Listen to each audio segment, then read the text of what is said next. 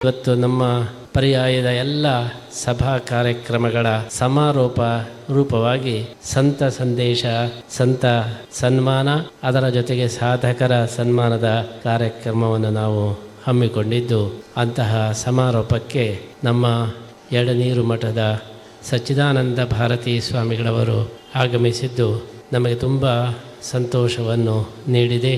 ವಿಶ್ವಗೀತಾ ಪರ್ಯಾಯದ ಒಂದು ಸಂದರ್ಭದಲ್ಲಿ ಗೀತೆಯ ಸಂದೇಶ ವಿಶ್ವಾದ್ಯಂತ ಪ್ರಚಾರ ಆಗಬೇಕು ಎಂಬ ದೃಷ್ಟಿಯಲ್ಲಿ ಸಂತರ ಮೂಲಕ ಗೀತೆಯ ಸಂದೇಶ ಈ ಒಂದು ಕಾರ್ಯಕ್ರಮವನ್ನು ಹಾಕಿಕೊಂಡಿದ್ದು, 2 ವರ್ಷಗಳಲ್ಲಿ ನಾಡಿನ ಎಲ್ಲ ಪ್ರಮುಖ ಸಂತರನ್ನು ನಾವು ಆಹ್ವಾನಿಸಿ ಅವರ ಸಂದೇಶವನ್ನು ಜಿಜ್ಞಾಸುಗಳು, ಶ್ರೋತೃಗಳು ಆಲಿಸುವ ಹಾಗೆ ನಾವು ಕಾರ್ಯಕ್ರಮವನ್ನು ಯೋಜಿಸಿದೆವು.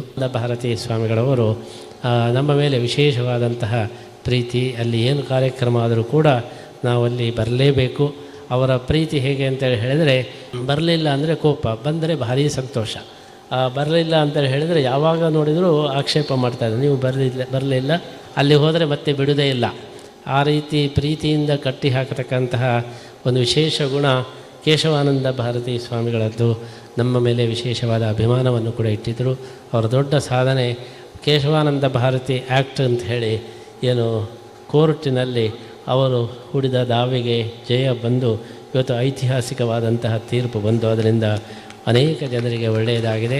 ಅಂತಹ ಒಂದು ಸಕ್ರಿಯವರಾಗಿ ಯಕ್ಷಗಾನ ಪ್ರಿಯರಾದಂತಹ ಕೇಶವಾನಂದ ಭಾರತೀ ಸ್ವಾಮಿಗಳ ಅಚ್ಚುಮೆಚ್ಚಿನ ಶಿಷ್ಯರಾದಂಥ ಸಚ್ಚಿದಾನಂದ ಭಾರತೀ ಸ್ವಾಮಿಗಳವರು ಇವತ್ತು ಆಗಮಿಸಿ ಈ ನಮ್ಮ ಪರ್ಯಾಯದ ಎಲ್ಲ ಕಾರ್ಯಕ್ರಮಗಳಿಗೆ ಒಂದು ಸಮಾರೋಪದ ರೀತಿಯಲ್ಲಿ ಬಂದು ಸಂತ ಸಂದೇಶವನ್ನು ನೀಡಲಿಕ್ಕಿದ್ದಾರೆ.